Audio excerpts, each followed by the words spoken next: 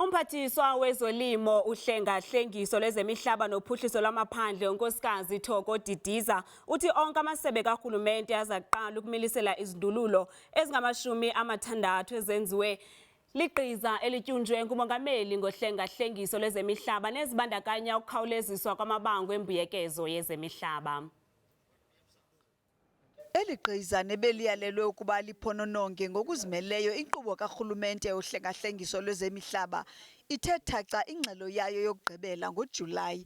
Ziliqela ke izindululo ebeziqulethwe kule ngxelo kubandakanywa nokuqosheliswa komthetho sayilwayo wokuthathwa komhlaba ngaphandle kwembuyekezo ka-2019, kodwa ke ezinye izindululo zikhatyiwe yikhabhinethi.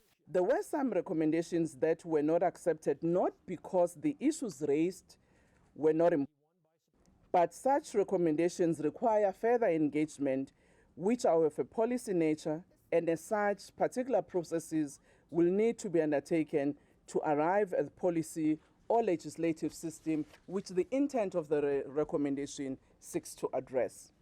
Urhulumente akasixhasanga isindululo sokusekwa kwecandelo elikumila kufanayo nelomkhuseli woluntu nebeliza kujongana ngqo nokungaboni ngasonye phakathi koluntu norhulumente. What the proposed recommendation seeks to address may be covered in the expanded mandate of the Land Courts legislation that the panel itself proposed in its recommendation.